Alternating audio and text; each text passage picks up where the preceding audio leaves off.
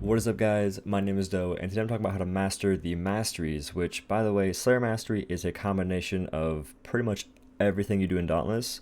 So that's going to happen no matter what, as long as you're playing the game and doing the other masteries, such as Behemoth Mastery and your weapon masteries.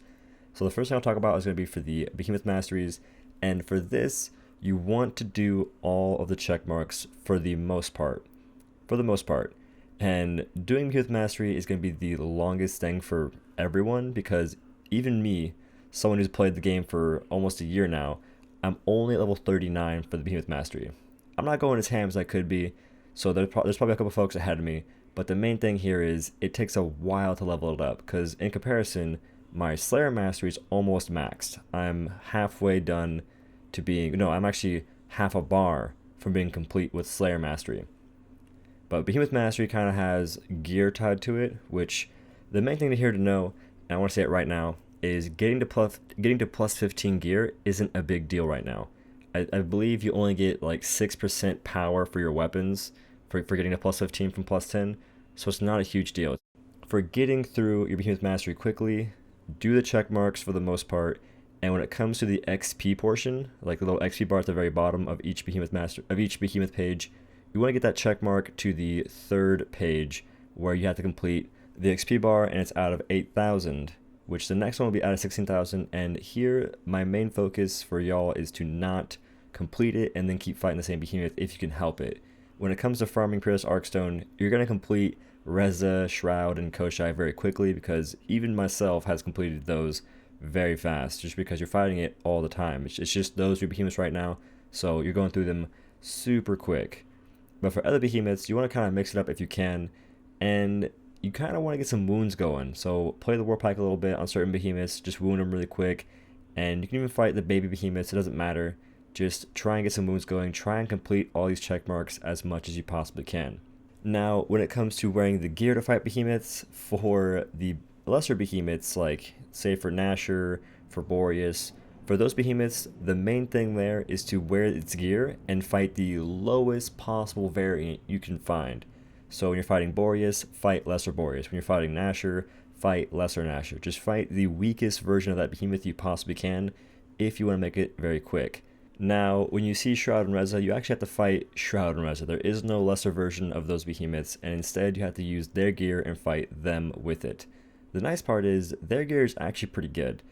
Honestly, I almost got a sub 3 on Shroud, and I did sub 3 Reza wearing Reza's gear and using Shroud weapons, which is pretty lucky, but it is still possible. And yes, I was using an insane amount of potions, which I really suggest. If you're doing the wear armor and kill X behemoth, you really should use potions if you want to make it as quick as possible because it's just the best thing in the world to have the ability to just press a button and get more damage, more attack speed, more stagger damage, lantern generation. All that stuff is very helpful in killing behemoths.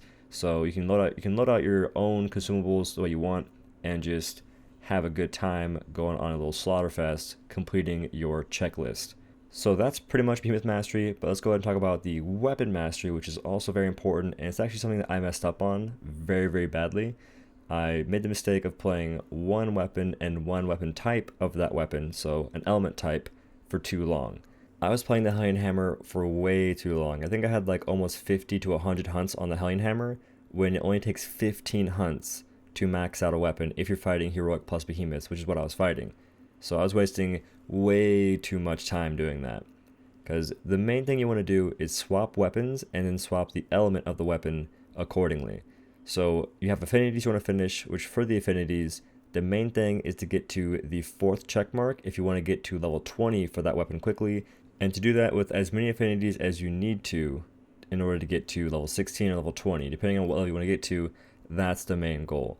And then past that, if you want to keep getting XP towards Slayer Mastery, get to the 5th and maybe the 6th check mark.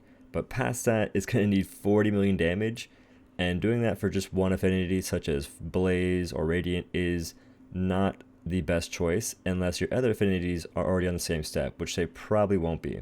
And now it's time to get a bit more specific. So you're going to want to make all the gear first off. That's a really big thing to know, is you want to make all the weapons and have those be plus 10 whenever you can.